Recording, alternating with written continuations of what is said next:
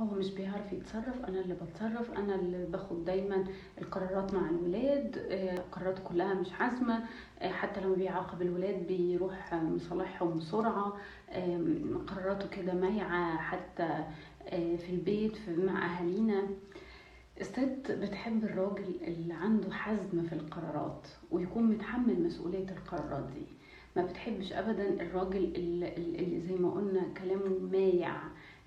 ممكن يقول كلام، يعني ياخد قرار بسرعة ويرجع فيه بسرعة، يعني يقول كلام بسرعة ويرجع فيه بسرعة. ما بتحسش بالأمان خالص، فبتضطر ان هي اللي تاخد القرار.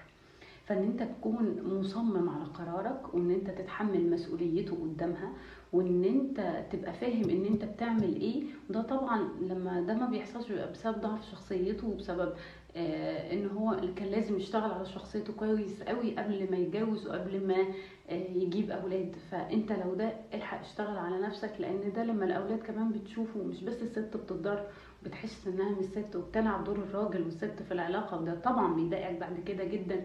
وتبتدي تحاول تعلي صوتك وتبين ان انت سيد فيك، لان انت متتحملش المسؤوليه.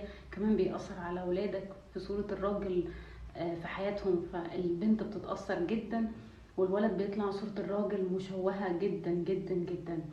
فخلي بالكم الرجالة تخلي بالها من شخصيتها، مش كل حاجة تريح دماغها عشان الزن والصوت العالي تترحم منه. مراتك مش هتشوفك راجل، ولادك كمان للأسف مش هيشوفوك ده، وانت بتأذي الاتنين. وده مش معناه تريح دماغ، انت تدفع ثمنه قدام قوي قوي قوي. كان معاكم دينا.